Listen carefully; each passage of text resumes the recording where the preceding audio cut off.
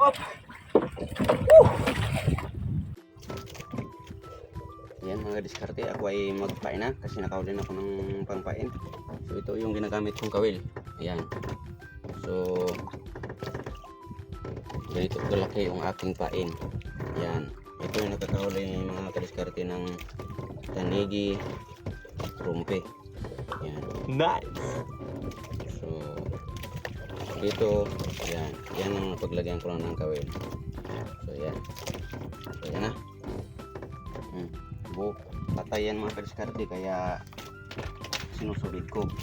Kung buhay pwede yan ipakaway lang, pero pag patay sinusubid ko yan.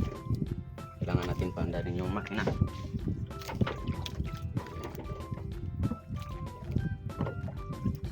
So kailangan mga kadiskarte tama lang yung takbo, kay pag malakas yung ikot nagapilipit yung ating nylon.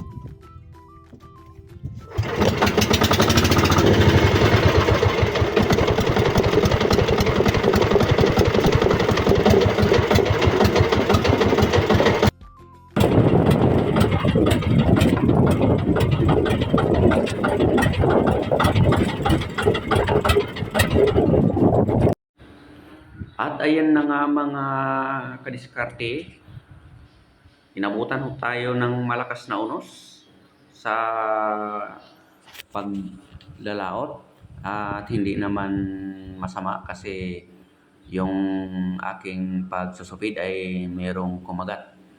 O kung yung nakikita yung aking pain kanina ay parang braso kalaki, ayan ay aking hinihila-hila ko na. Iyan.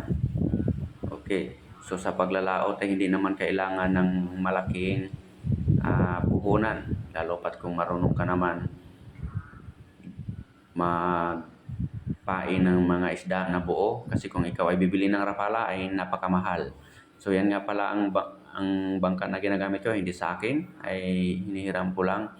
Naglalaot ako kapag walang ulam, ngunit sa pagkakataong ito ay hindi lang ito pang ulam kasi medyo may kalakihan ng aking nahuli. So medyo matagal ko yan na iakyat.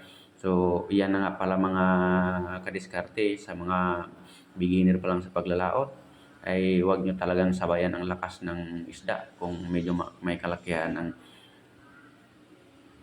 inyong hinihila, kasi kapag ka inyong salungatin ang lakas ng isda ay hihilain nyo rin ng hihilain, ay mabubugto yan yung inyong nylon. So ayan pala ay ang tawag dito sa amin ay songsong. So tangiging bilog. Yan ang aking nahuli. So alam nyo mga kadiskarte, sa pagdating sa